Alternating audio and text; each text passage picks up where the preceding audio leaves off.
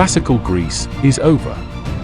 But what ended up conquering more territory than any hoplite army ever could dream was Greece's culture. This is classical Greece's legacy.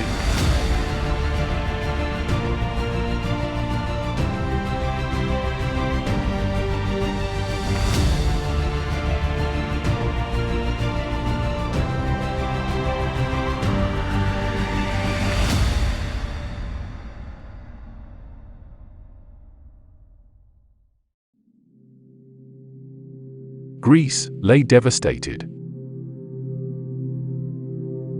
Athens, the shining city on the coast, had lost much of their population. The recurring plague from the previous century took its toll. The Spartans did the rest. But it wasn't the Spartans either who stood supreme. After war with Thebes, they were thoroughly humiliated and their Helot slaves freed. Without their slave labor, Spartan society couldn't function like it had.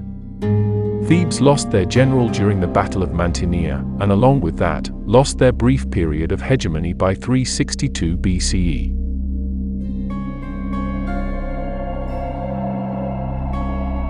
So as not to focus on their shortcomings, this video will deal with all that Greece has left our societies, the cultural achievements that made ancient Greece so special. We will get to Greece's ultimate fate next chapter, so be sure to subscribe. When most people envision Greek culture, it tends to be wise, often older men, sitting and discussing the very nature of the world. These philosophers, or lovers of wisdom, would become arguably the most famous parts of classical Greece. While there were many, the three most popular all had links to Athens. These were Socrates, Plato, and Aristotle. Born around 470 BCE, about a decade after the Persian invasions, Socrates became such a force in philosophy that the philosophers that came before him are called Pre-Socratic. These Pre-Socratic philosophers dealt with cosmology, or the nature of the universe. They would ask questions about the natural world and human society, seeking answers that went deeper than merely supernatural. The movement began in the 500s BCE in Miletus, in Ionia. The Milesian school of thought consisted of three philosophers, considered to be the first in ancient Greece, and the first in Western philosophy. Being in the Near East, they had influence from both the Egyptian and Babylonian sciences. Born in the 620s BCE, Thales of Miletus began the conscious speculation about nature, offering hypotheses rooted in the natural world. He is often regarded as the father of science. Thales and his followers believed the substance of all matter, the archery, or fundamental element, was water. Following in his master's footsteps, Anaximander contributed to numerous fields of study. Using his expertise in geometry, he invented the gnomon, for the sundial. Anaximander would be the first Greek to attempt a map of the world, which contributed to the field of geography. He built on Thales' hypothesis of the archery, but instead of water, claimed it was a pyrrhon, or the unlimited. One of Anaximander's students was the third and final philosopher from the Milesian school, Anaximenes. Anaximenes went further, and instead of water or a pyrrhon, claimed the archery was created from air, mist, or vapor. He believed the earth was flat, and flew through space as would a frisbee. Apart from Anaximenes, it's thought Anaximander had another student named Pythagoras. Though not from Miletus, Pythagoras came from a wider Ionian school, along with Xenophanes of Colophon and Heraclitus. Collectively, the Ionian school, which includes the Milesian, were the first to offer hypotheses for the natural world. The Eleatic school, originating in southern Italy, developed a bit later and added epistemology to their studies. On the Greek mainland, sophists would travel to Athens to train young statesmen on how to be virtuous and offer expertise on different subjects like philosophy, music, or rhetoric. Over time, these sophists would become debate lords, having public discourse, but often using rhetoric to win arguments. The first recorded sophist was Protagoras, and his most famous discourse was with Socrates. Socrates is credited with being profoundly intelligent, by ironically admitting he knows nothing. The Socratic method involved a cooperative argument, based on asking and answering questions to stimulate critical thinking, rather than to just win. Many of his dialogues end without firm conclusion, known as aporia. His question and answer methods attempted to get to the true nature of virtue, and what is good. Socrates would become a polarizing figure in Athens during the Peloponnesian War, and was accused of impiety and corrupting the youth. His trial lasted but a day, and his defense became a Socratic dialogue of its own. Despite various offers of help, Socrates accepted his fate and was sentenced to death. In 399 BCE, he was forced to commit suicide, drinking hemlock, and dying an excruciating death. His trial and death were recorded by one of Socrates' students, Plato. Plato, along with Xenophon, was also responsible for writing down Socratic dialogues. His most famous work was the Republic, written around 375 BCE. It is one of these Socratic dialogues, involving discussion about the best kind of city-state, using the hypothetical Callipolis as an example, a utopia ruled by a philosopher king. In this same written work, Plato uses his famous allegory of the cave. The story takes place in a cave, where there are prisoners, chained up since childhood, and forced to look at a wall. Behind them is a large fire. People then walk across behind the prisoners, holding up objects or puppets of animals. The prisoners, not knowing anything else, believe this to be reality, even though there is a full world right outside the cave. Should a prisoner simply turn around, the fire itself would pain one's eyes, so they would turn back around to be comfortable. Should a prisoner be freed or get dragged out of the cave, the brilliant sunlight would be even more uncomfortable, but they would be free to examine the real world. The story is related to Plato's theory of forms, which states that the world we can perceive through our meager five senses is not true reality, and that we are all in the cave of our own sensations, and that the forms are the highest kind of reality. He states that a true philosopher is one who realizes they live in the cave and that the shadows are not all there is. Plato founded the Academy of Athens, and from here would emerge the third generation of Athenian philosophy, through Aristotle. Aristotle moved to Athens around 367 BCE, and enrolled at the Academy. Many of his treatises have survived, addressing a wide variety of subjects like logic, optics, metaphysics, politics, poetry, botany, and zoology. His approach was more based in inductive reasoning, as opposed to his predecessors. His peripatetic school of philosophy was founded at the Lyceum, a temple dedicated to Apollo Lysias. A less conventional school of Greek philosophy was Cynicism. The name is derived from the word kynikos, meaning dog-like. Those who were part of this school were to shed all desires of wealth, power, and fame, and to live in the most natural way possible. The most famous of these philosophers was one of its founders, Diogenes. After taking a vow of poverty, he would end up living in a ceramic jar on the streets of the Athenian marketplace. He was notorious for disrupting Plato's lectures, often bringing food and eating to distract the listeners. Cynicism would continue long after Diogenes, and would branch off into Stoicism.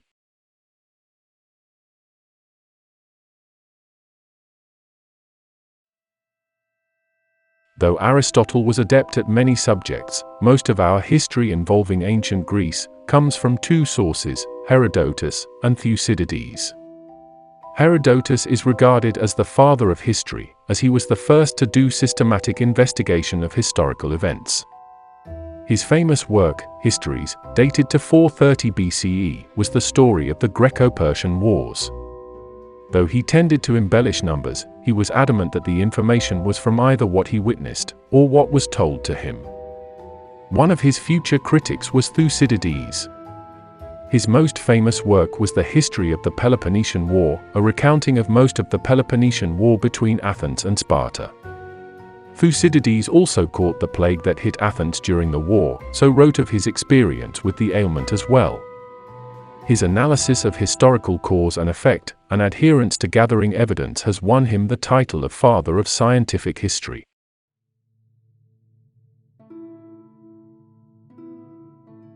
During the beginnings of the 5th century BCE, theatre also rose to prominence. The two main genres to emerge were tragedy and comedy. Tragedies began as an extension of ancient rites to honor the god Dionysus. The plays were often taken from myths or stories from oral tradition. They would typically have 3 parts. The prologue would introduce the story and characters, and the parodos tells the story, played out numerous episodes. In between these episodes could be a stasima, which explains or comments on the situation. At the end is the Exodus, which concludes the story. Aeschylus is regarded as the father of tragedy, probably not a name one should aspire to in any other circumstance. He invented the trilogy, a series of 3 plays performed over the course of a day, ending at sunset. A satyr play may occur afterwards. One of his rivals was Sophocles. He would challenge the cycle of trilogies and bring in the concept of scenery to the theatre. His plays had less explanation and more character-driven dialogue. Many plays would even end with certain mysteries unexplained, some injustices unavenged. A stark reminder of the real world. Euripides, the third famous tragedian, introduced experimental aspects to his plays. His prologues would transition to become monologues which informed the audience of the backstory. Euripides would also use a plot device that would solve a seemingly unsolvable problem by using a new character, ability, or object. This was known as the deus ex machina. Out of all the Greek tragedies written, we only have 32 surviving texts by these 3 authors. Comedy was the other main form of theatre in ancient Greece. The most famous of the old comedy dramatists is Aristophanes. Not only filled with political satire, there was also sexual innuendo. Political in nature, prominent figures would be impersonated and ridiculed, including Socrates. Middle comedy dropped impersonations of specific people, and ridicule was more general. There aren't any full bodies of work though for proper analysis. New comedy came later, in the late 300s BCE. Plays became more grounded, becoming more like situation comedies. There was less satire and less focus on larger themes. Everyday life was featured more, and the gods weren't physical characters anymore. The subject of love became prominent in these new comedies. The most successful new comedian was Menander, as his comedies focused on the everyday man. These open-air theatres often had a certain style, part of classical Greek architecture. The earliest ones were built a bit earlier than 500 BCE.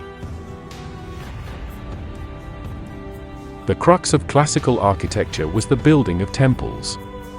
Each specific style belonged to an order, such as Doric, Ionian, or Corinthian. The Doric, originating in the western Doric region of Greece, was the first and most simple style. The Parthenon, the sacred temple of Athena, patron goddess of Athens, was constructed in the Doric style, although it does have some Ionic elements as well. The Ionic order was more popular in Ionia and the islands of the Aegean. The Corinthian order developed later and was the most intricate of the 3. It would become quite popular with the next main players of classical antiquity. Hippocrates of Kos came to be known as the father of medicine. He revolutionized the medical field, distinguishing it from the practice of rituals and philosophy. He contributed the use of prognosis and clinical observation. Humorism was the theory that the human body is made up of the humors, or vital fluids. These were phlegm, blood, and yellow and black bile. Any excess or deficiency in the humors was the cause of illness. Hippocrates brought over this theory to the medical field. Greek thought would continue past its classical age. Some of the greatest minds of Greece were yet to be born by the mid-300s BCE, like Euclid or Archimedes. With Athens, Sparta, and Thebes completely changed from their glory days, there was a power vacuum in Greece by the mid-300s BCE. And it would be filled. But next episode, there was another. The colonies that coalesced into Magna Graecia had always had rivals, deeper into mainland Italy. Next episode, the sun sets on ancient Greece and rises on another. Not only a new power, but the most potent power Europe had ever seen. Next episode, it's the origins of a future empire. Next episode, the birth of Rome.